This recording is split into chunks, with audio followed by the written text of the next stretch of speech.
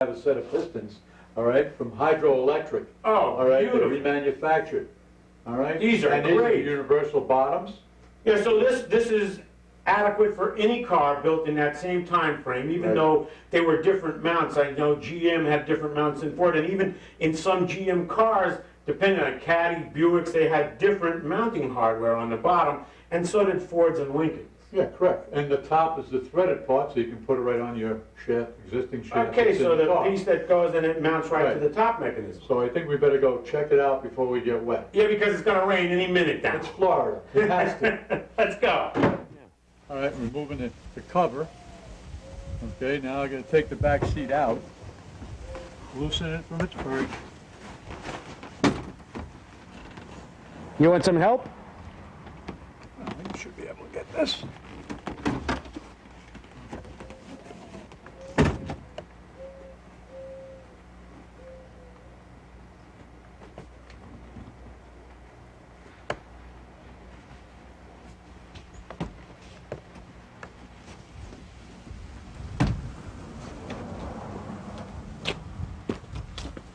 Here, I'll give you a hand.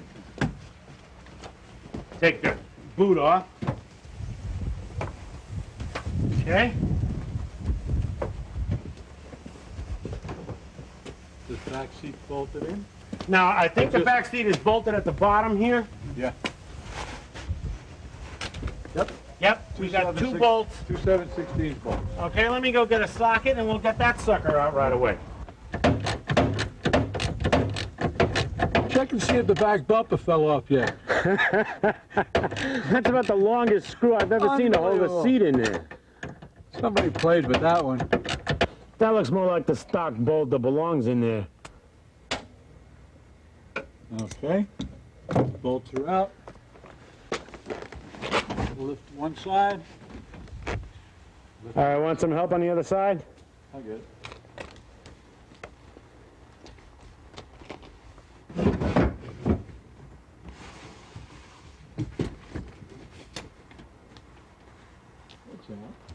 Now we have to take the panels off. Okay? Handle first. On this particular handle, it's got a regular screw in it. Just unscrew this handle.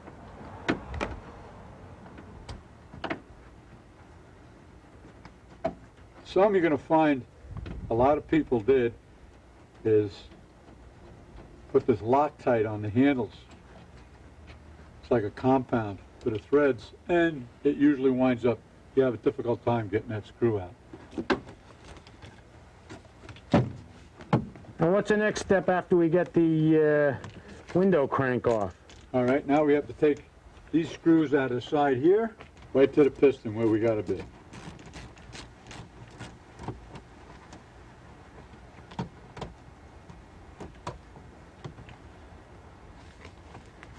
Are those actually holding in? I don't think These they are. hold nothing. Yeah, they just for the snaps for the snaps, right. for the boot. Okay. These are the ones that hold the panel in, and the seat holds the panel in. You'll find all kinds of screws in these old cars. They're all supposed to be Phillips heads too. You notice I'm using a slotted screwdriver. Well, what we're going to do, Al, with the 47 is we're going to get ourselves a kit that they sell, like Dennis Carpenter has them, Bob Drake has them, that are all stainless steel screws that Right. replace the original. So as I see, But they're correct. yeah, they're the correct screws, and I see some of these got little rusted heads on them, which Yeah, that's what happens is when not you use good. non-treated, especially in a convertible.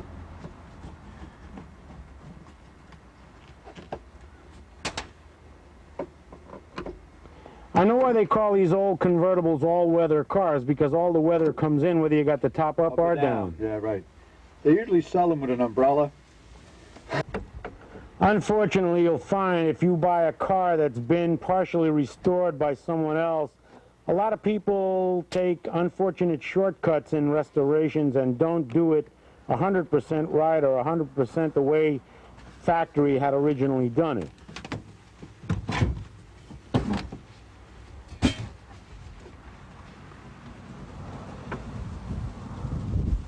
And there's your piston. And that baby's frozen solid. take the two lines off, the pin out of here, and we'll take it out. Hey, Al, we got company. Maybe he can help. Now we take out the pin. I took the pin out the top. Okay, so that's free. I'm taking the pin out of the bottom. You notice I'm taking these pins out before I release the copper lines, so I don't bend the lines. I just have to move them out of the way a little bit. Okay. Now all the copper lines that are in the car, they look like they've been replaced. They look fairly new. Fairly new. So all of the lines look pretty good, but when we do a pressure test after we fill the reservoir up with automatic transmission fluid, because back in the old days they used to use brake fluid, which is the best paint remover known to man. So we're not going to use brake fluid. We're going to use automatic transmission fluid. And then we'll test to make sure that all the lines are in good shape. Lots of times you'll take the piston out of the bottom, okay? And when you're taking the piston out of the bottom, take a look on both sides of the piston and the sleeve. There'll be washers, spacers. Make sure they go back in the same place. That gives you a spacing alignment to your top. You don't want the top piston going up at an angle. Yep, there's the There's two washers. Okay, one on each side. One on each side on this case. Now, you notice I can get to that lines a lot easier this way.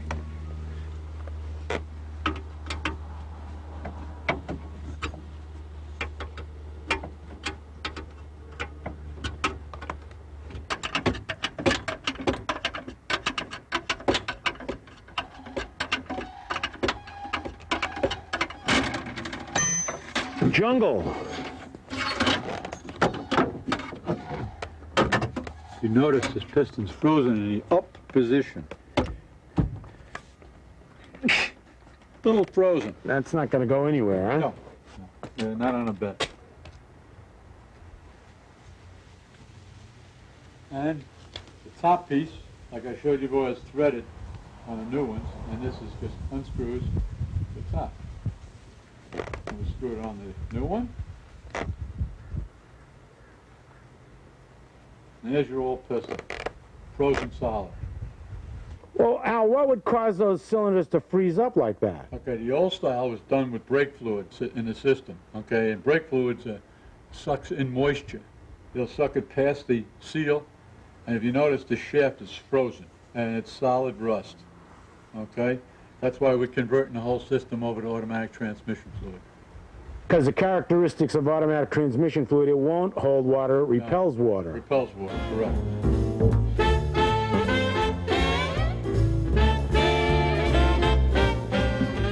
That. Mount your pivot on the top. Just get it hand started so you can line everything up. Okay, make sure everything fits. You put your copper lines on. You don't tighten them all the way until it's fastened.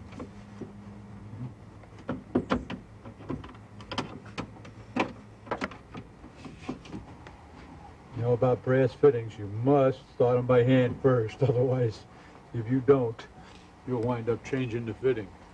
The pins on the top, that pivot back and forth, I like lubricating them, okay?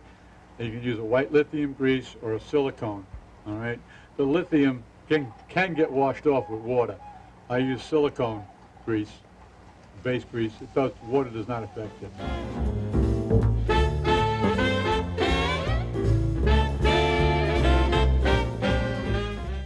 All right, Vic, we're going to test this now, and I'm going to show you how, just a basic test light. We're going to test and see if we have our current, our 12 volts, which we do here. Okay, we're going to jump it across to see if the solenoid works. And we see that solenoid does not work. Okay? The pump is not jumping across. All right, so now we know what we're going to do is we're going to take and remove the solenoid, take the pump out, clean the pump out, and overhaul the electric motor, which is here, which is basically just like a starter motor. All right, But before you do that, before you do anything else, from this point on, disconnect the battery. We do not want to fry any wires in here. You notice this battery is a 12-volt battery. This car has been converted to 12 volts. All right? And what we're going to do is when we take this pump and the motor off and the solenoid off, we're going to put a 12-volt solenoid back on that motor. It's a 6-volt motor, but it doesn't matter. Okay? The solenoid will be a 12-volt solenoid. Okay, I'm going to start disconnecting the solenoid first. We have no more current going there, so taking the wires off. Just be careful you don't break any of the ends off the wires.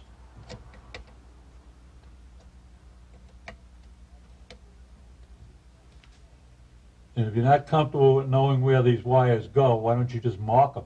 Put a little piece of masking tape on them, okay? And you can mark it, what wire is what, okay, in case you didn't know. There's only 2 hydraulic lines. And if you're not sure which way they go, mark these, okay, with a piece of masking tape. All right, the only problem is if you put them on backwards, the switch will work backwards, the top will do the opposite of what it's supposed to be doing. If you put it for an up position, it'll go down. Okay, this pump and motor are mounted in rubber bushings. Stop vibration, because you will get vibration out of this motor. All right, now all the bolts are out of it. I'm just going to lift this out. We'll put it on the bench, and we'll go through it. Okay, here's our motor. This is the reservoir that holds the liquid, okay, which we're going to use ATF, automatic transmission fluid. The middle section's the pump, and when we get it apart, you'll see there's tubes inside here. And this is basically your starter motor up here, and this is the solenoid. Now we know the solenoid's bad, okay? So now we're going to disassemble this whole thing. All right, we'll give you an idea what it looks like inside and what you have to do to get through it. This is just a spring clip.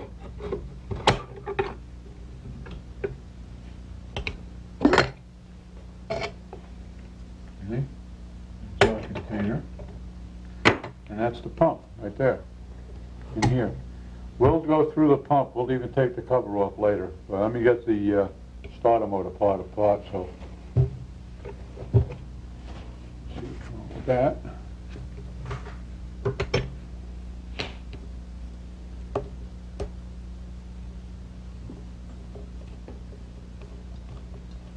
First thing I'm doing is taking the cover off the brushes so we can look down inside and see what we got.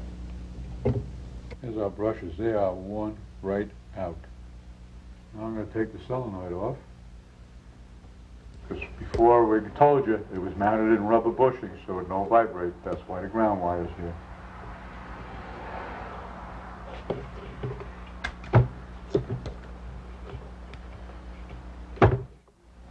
Alright, now you know this is our solenoid. We're not going to use this. As a matter of fact, this is a 6-volt solenoid. We're not using it. We're going to put a 12-volt on. Okay? Now we'll pick that cover off.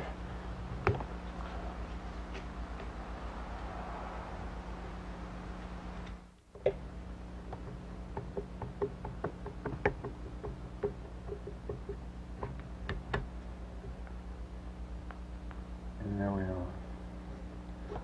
Our brushes are out looking at us. Now we'll pull the armature out. Now when we pull the armature out, the first thing you should look for, okay, is you see this looks like solder joints, alright, all the way around the armature. See if there's a ring inside. Looks like it through the solder. If it did, you knew the armature overheated and you cannot reuse it because it's shorted out. This armature has to be cleaned and cut. You see where the brushes were down so far, none of the lines are through, and you see how dirty and black it is. So we'll clean all that up and it'll look like a brand new piece when we're done. Inspect this cover real close. As you notice the rust, that's from moisture. Like I said, we found moisture in here before. Alright, and of course being this old does not surprise me. And the bushing is dry, real dry. There's no lubrication in there at all. we'll take care of that when we put it back. Okay. Look down inside to see, all right, if any of the brake fluid or ATF that's used came up inside. So we know the seal is good in the pump. Okay? Still got cobwebs in here. Alright, now what we'll do is we'll take the pump off and we'll go through the pump. Alright, now, what I usually do with this, before I take it, I'll mark it so we can put it back in the exact same spot. Okay? This is aluminum case. Just scribe a line on the case and onto the metal. Anything like that? Then we can take it off and not worry about it. We'll go right back in the same spot we were in before. Same spot. Well, this way your lines will line up. Your hydraulic lines, you don't have to go moving the lines. Because it will go in 4 different positions. Okay? But you want to be able to make it easy for yourself to go back in the same spot. Okay? This is the filter.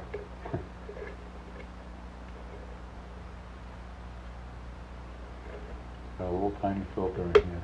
Actually what it is a screen with a metal cover.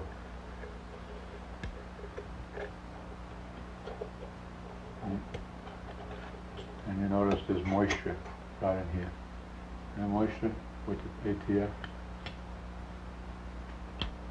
So we'll clean all that up and then go ahead and put it back.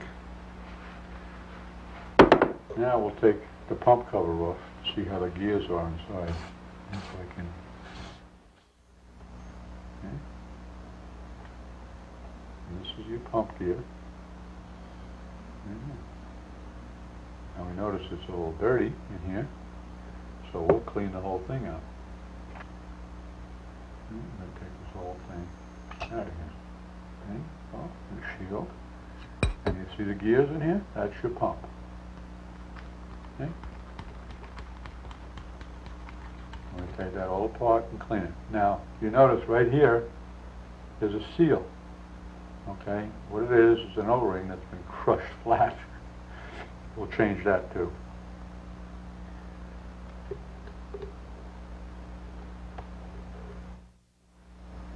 Okay, there we are.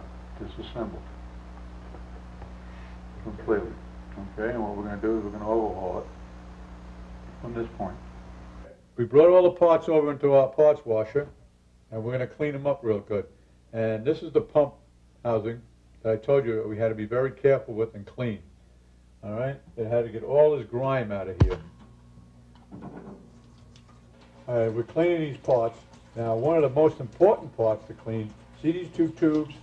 They're the pickup tubes for your lines. If the fluid goes through them. Just run your cleaner through that and watch a clean flow of fluid at each one of them fittings. See how nice and clean that comes out? You can see it come out. Nice and clean. And it has to be cleaned and brushed off real good. Okay? And when you're doing a pump like this, dirt will ruin you. Okay, if it's not clean, it ain't going to work. After you get everything nice and clean, after we get this all clean, you notice, see this plug right here and this fitting? That's the pressure valve. We'll take this apart after all this dirt is out of here. We don't want nothing getting in there, okay? It has to be good and clean. I'll tell you one little trick about this. You'll notice there's a bunch of washers in there. The washers happen to be spacers for the different pressures. You want to increase the pressure, make the valve go in. Eliminate one of the washers, okay? Chances are you won't have to, okay? But just keep the same amount of washers back in there if you can. Don't add to them. This is our faceplate for the pump. And if you notice, there was moisture. We told you about the moisture in there, okay? You'll see there's rust all over this, okay? We're cleaning it all off. And what we'll do is we'll clean it real good with a piece of emery paper later on the bench. Here's our gears. Make sure they're nice and clean.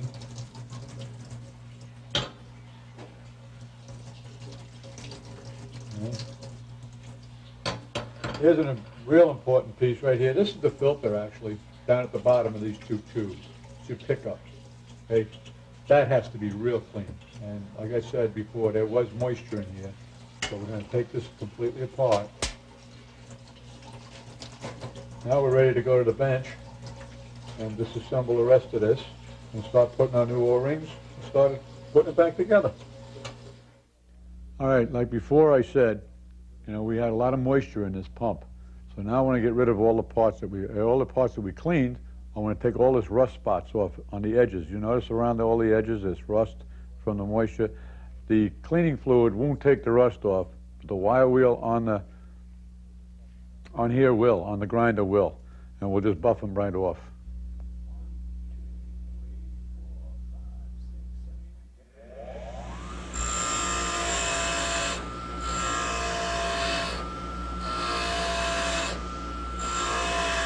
Now, the screws, remember we had a hard time getting the screws out? Now we're going to clean them all off, clean up the threads, and put a little penetrating oil on them.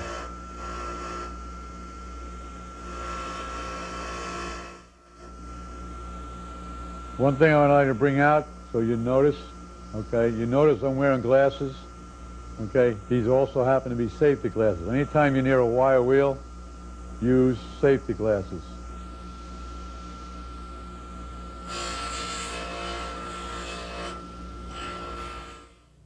Okay, now I'm going to really pop the seal out of the pump.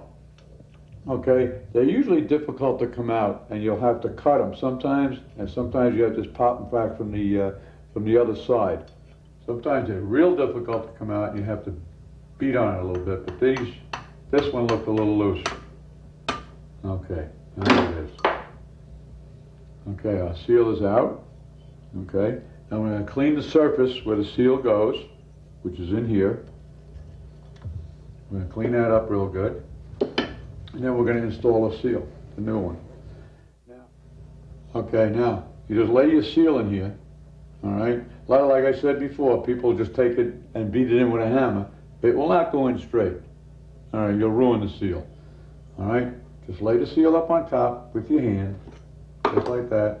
Take a little block of wood like I have here, and you don't have to hit this hard.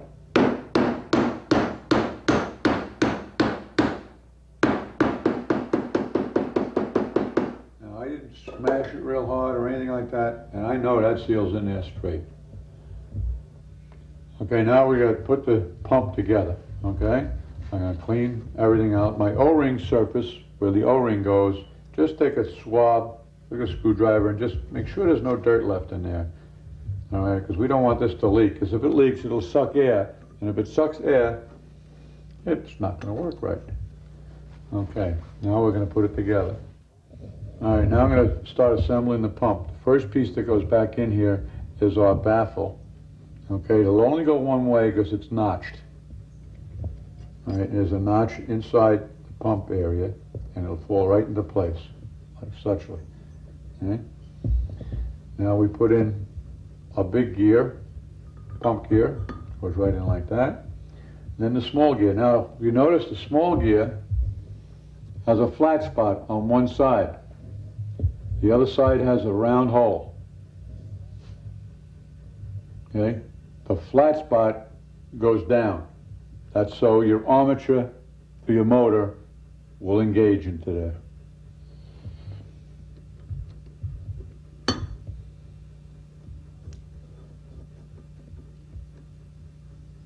Like that. Now we put our other spacer in there. Now we put our spring back in here, like that. And this is the cover. But before we put the cover on, we have to put our O-ring in here.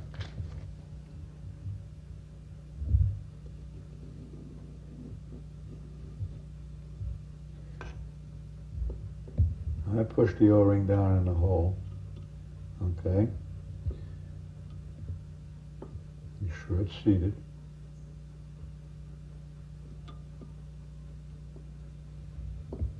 Don't have to push hard or anything like that. down. Now the cover goes on.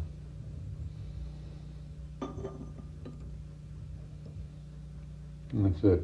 Now we're going to tighten these down in an X pattern. You snug them all down. Now your pump assemblies together. Now if you want to check it and make sure it's okay, you take your armature, okay, just run it in there, okay. Okay, you can feel the gear turning. It feels good. Nothing's binding up, so you got it together pretty good. Okay, now your pump's all together. Now what we're going to do is put the electrical motor together. Okay, before we assemble the rest of this. All right, because up here goes the pickup. And we're not going to assemble that until the electric motor's together.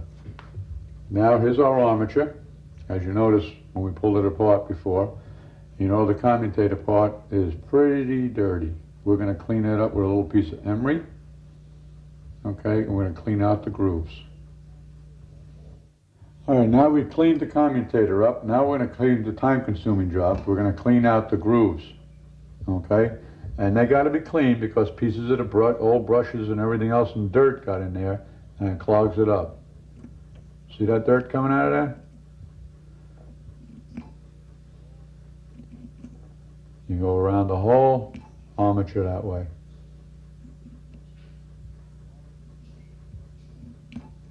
Now we can assemble this electric motor, the electric motor part of this pump. Right?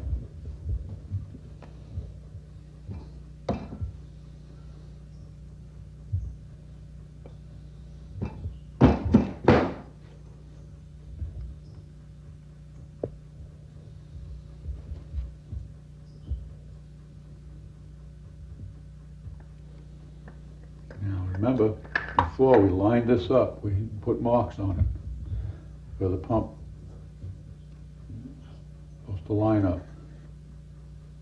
Now we put our screws in this end.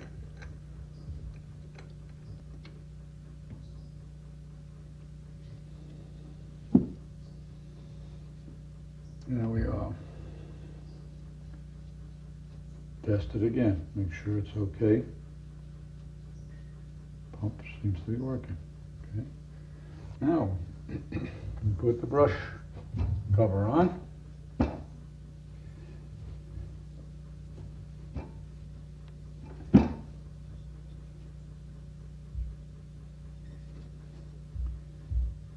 All right, now a little trick to this.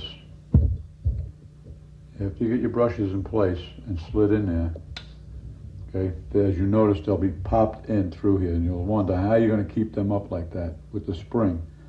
Push them back, turn the spring, and move it to the side, and it'll hold the brush out of the way. Okay? You do that with this one here too. But make sure this is cleaned, like we did before, and the bearing in here, put a little lubricant on it.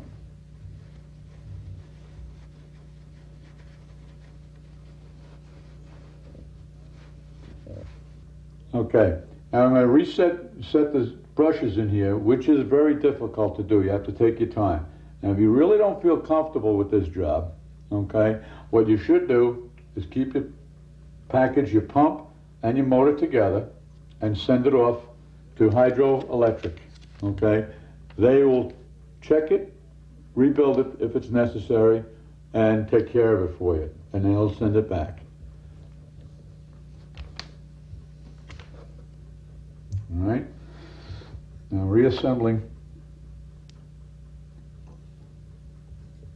a motor, and you have to line it up, all your screw holes, like we did, and you got to make sure your brushes are down in place and square. Right? Now you've seen I had them pulled to the side before, the springs. Now all you do is just push down on the brush, like that, and just grab the spring and bring it over to the top. Okay? Can you see that? Before it was on the side. Now it's directly in there. All right, now I have the pump together. I have the electric motor together. Okay, we're going to paint it. All right, before we paint it, we're going to put a little Freon here. This stuff takes all grease or fingerprints or anything like that off. All right, it's from Eastwood products. All right, and we're just going to spray that on there, and we just wipe it off.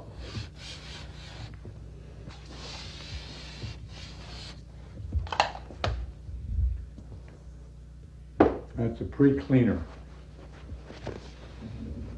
for painting.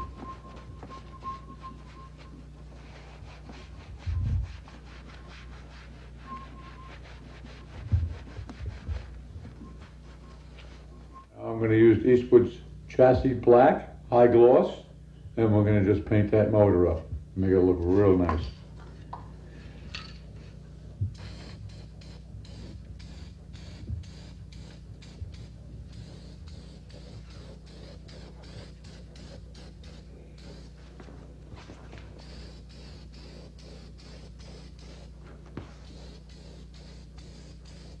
And what I also did is we cleaned and painted the bucket that holds the fluid for the pump with Eastwood's Blast.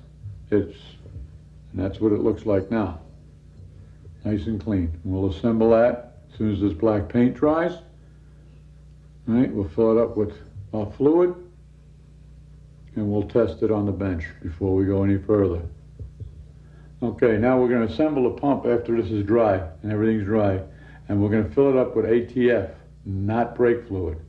Okay, brake fluid has a very good tendency of absorbing moisture. Okay, as you've seen before, when we took it all apart, that was 90% of our problem, was a moisture problem. Okay, so we're going to eliminate that by using ATF. All right, now we've painted our unit, it's dry, we've mounted the solenoid. Okay. Now we want to make sure this motor works. All right, so what we're going to do is we're going to hook it up and just test it. And I'm going to show you how to do that. It's fairly simple. First, black lead here is going to be a ground lead. You can use one of your mounts for a ground. All right? Negative post. Remember now, this is a 12-volt system. Okay? Negative ground. Not positive. Don't hook it up backwards. Okay. Now you take another lead to your positive terminal. Okay, and you hook it on the solenoid, on your battery side of the solenoid, which is right here. Now on the solenoid it says, right on the top, S. Alright, just like if this solenoid was going in a car, it's for start. Alright, that's for your switch.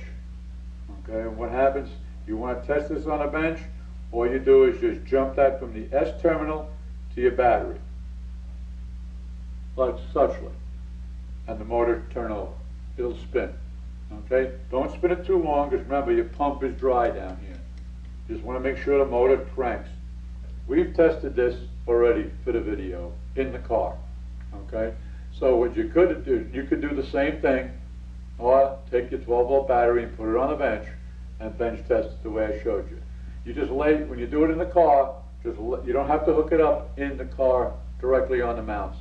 Just put it on the fender cover next to the battery and hook up the test leads just like I did and run the jumper. Okay, now we're going to assemble the rest of the pump. Okay, this is the screen part. And that goes like that. This goes over the top, suchly. Most of the pumps are built the same way. So if it's Ford's doing, it's the same. And most of your older Chevys are built the same way too.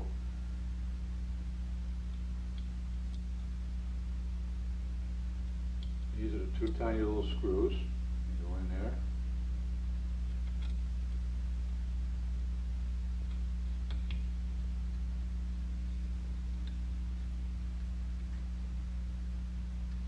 That. Now we have a brand new gasket for the container. That goes on here.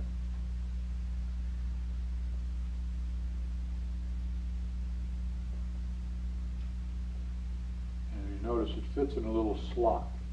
Okay, so half of the gasket's in the slot just to hold it permanently. And that's your container that goes up on top like that. And then this the spring clip that we took off. There you are. The unit's ready to go in. Now, little hint. You're going to say to yourself, oh, how do I put the fluid in? Okay, I'm going to tell you. All right, you just make sure everything fits. You see it together, okay? Repop your spring off, fill the container halfway up, okay? And you notice on the container, 90% of these containers are all marked. Your full mark and your half mark. Can you see that? Okay? Do not overfill it. Do not go past that second line. But just put a half in there, put the spring clip back on, okay? And keep it straight up and down like that when you go to mount it in. Mount it right back in the car.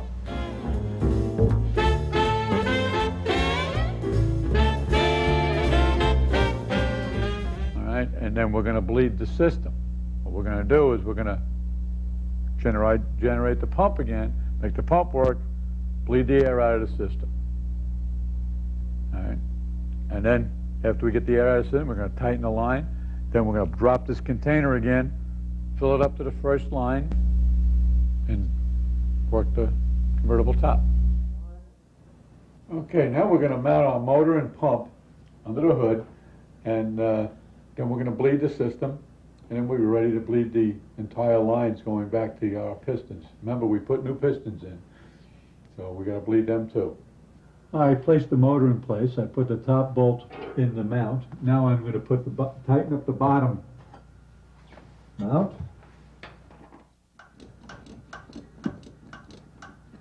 Just make sure you put the rubbers back in, otherwise this will vibrate the whole car.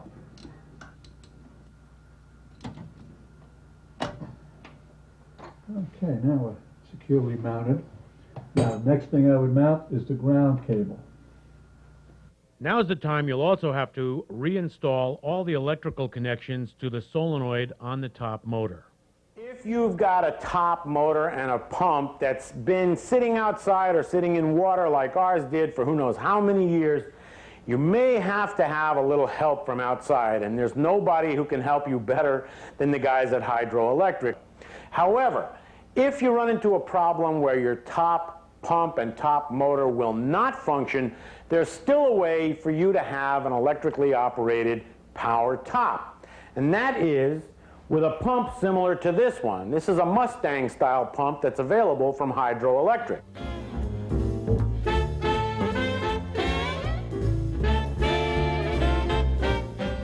Well, I'm here with Rick at Elite Auto Upholstery in Tarpon Springs, Florida, and the reason that we are here with Rick is because he is a professional upholsterer. He is going to be installing the new Hartscloth top on the 47 Ford Convertible for us. The reason is the tops are very expensive, and Al and I did not want to take the shot at putting the top on first shot out of the box. That's why we're here with Rick, and I would recommend that you do the same if you're not comfortable with putting a top on. Isn't that right, Rick? Yeah, it is.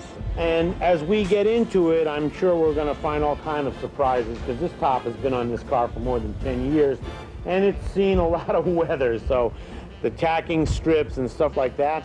But what do you say we get into it and get things started?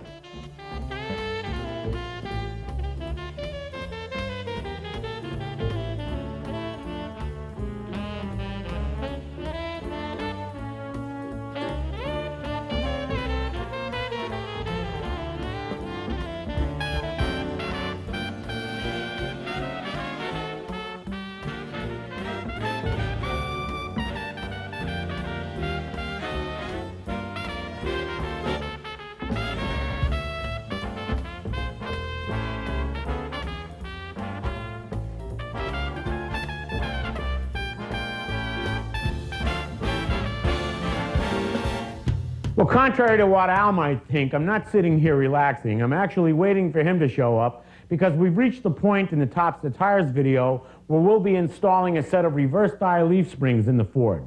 Now what that'll do for us, it'll give us about a 3 to 3.5 inch lowering in the stance of the car, which should look really good once we install the Pat Paulson smoothies that we got, and along with the wide white wall radials that we got from Diamondback Classic. Now this is one of the springs. This is the front spring, and they're a little heavy, but as you can see, this is a reversed eye. This spring is curled up on the end as opposed to the stock configuration which goes down underneath. What that does, when this goes in the shackle, it lowers the car. So we will have, as I said earlier, that 3 to 3.5 inch drop. The profile will come down even further because of the 15-inch rims as opposed to the original size 16. We're taking off the 616 tires and putting on a set of what would be equivalent to a 710-15 in the wide white wall radials that we got from Diamondback Classics. And the Pat Paulson rims look just like OEM Ford or Merc rims. Instead of being 16-inch like the Ford, they're 15-inch like the Merc. But instead of being 5 inches wide, we went a little bit wider. We're up to a 6-inch width to better accommodate the white wall in the radial configuration so that the sidewalls can give a little bit more. Now, when you're ready to do this at home, obviously you need the reverse die springs, but you're also going to need a floor jack and a set of jack stands. Now, these are 3-ton rated jack stands. They'll work just fine for us in this situation. And this is a 3-ton floor jack. And Al tells me he's got a little trick that's going to help us put these springs in the car. Because they are reverse die, you cannot use a conventional spring spreader to put it in the car and set it up for the shackle. All right, now we jack this car up, as you see. We put the 2 horses underneath the axle. All right? And we loosen up the shackles, the bolts on the shackles, front and back, because you're going to take the end pieces off, which are right here. I'll show you in a second. And then take the U-bolts off, and then what we'll do is we'll connect the center U-bolts back up and leave the ends hanging, and then I'll show you a little trick on how to put the ends up.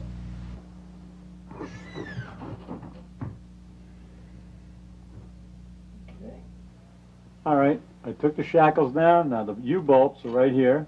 There's the last bolt here for the U-bolt. Take the U-bolts down. Okay, and there's our spring. It's out. Somebody put an extra long center bolt in here. And what you do is check your threads on your U-bolts. Okay, you can pull them out of there. These look really cleaned up. They don't need any work.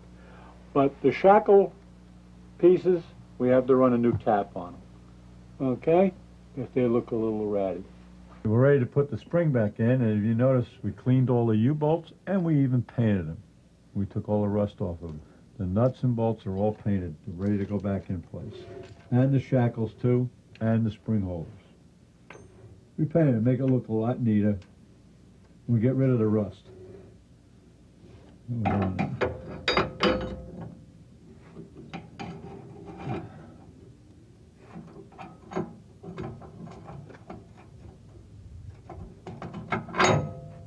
Huh, I found the hole. Look at that.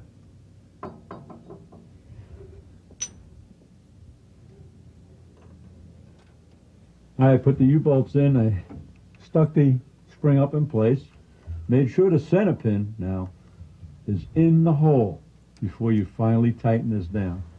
Okay? Okay. We're good and tight now. Does it matter, Al, which way you tighten these down? Should you go crosshair-wise, or? No, we're not really finally tightening until the whole spring is in. And then what I do is I take a half a turn here, half a turn here, half a turn here, half a turn here, just to snug it up. And then when it's real tight, if you really want to get down to it, you put 85 pounds of torque on them. Just make sure they're tight, because otherwise, with the new spring, they're going to loosen up. I'm going to tell you right now. No matter how tight you've got them right now, until that spring settles, that will come out. You're going to have to tighten these one more time after the spring settles in. I promised you guys a trick on how to do this now. All right, you see the floor jack? The floor jack is right underneath the U-bolts. We jack the spring up to meet the shackle pieces, and then all you do is take the bottom of your hand, push up on the bottom spring, push your shackle plate in. Put your nuts on. Put your nuts on this side. All right, do not tighten them real tight. Okay, just snug them down so they don't move. The top ones have a square in it. They have to connect the square up. All right, and what you do then is after you got everything lined up, put on, snug down, then you release this jack, and then you retighten all your bolts. Okay, now I've got everything lined up, snug down like I said. Now I'm going to release the floor jack very slowly.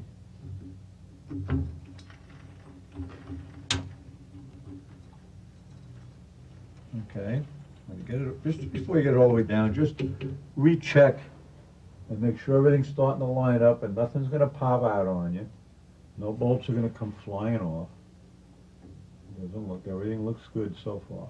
All right, everything's tight, everything's snugged up. Now we're going to let it down and we'll see what kind of height we have.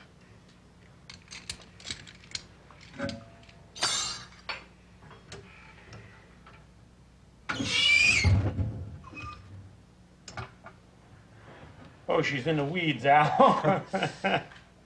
We actually achieved a 3.5-inch drop in the front and 2.5-inch drop in the rear with the installation of the reverse die springs.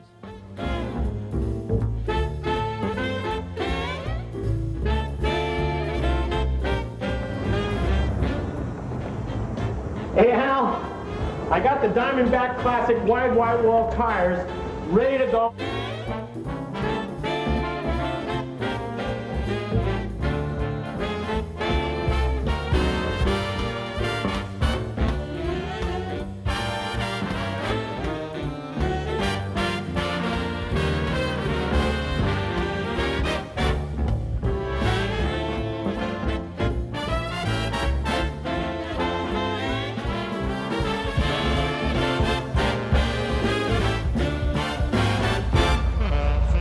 Well, I'll tell you what, the installation of these Diamondback Classic wide white wall radials on the Pat Paulson Smoothie rims have really made a difference in the way the Ford performs on the highway.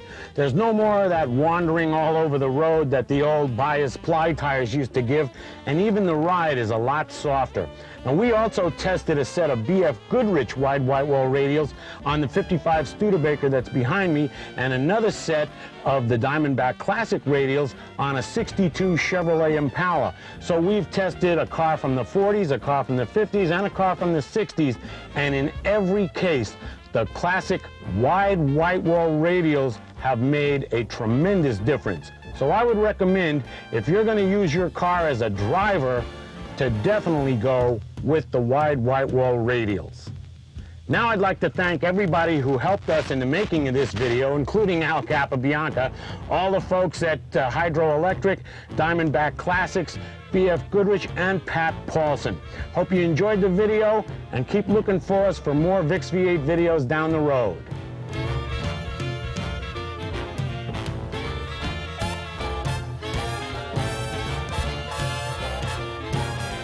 VIX V8 Videos. VIX V8 Videos, from tops to tires, brought to you by Hydro Electric, America's convertible headquarters. By BF Goodrich. By Pete Paulson Motorsports. And by Diamondback Classics, the white-walled candy store.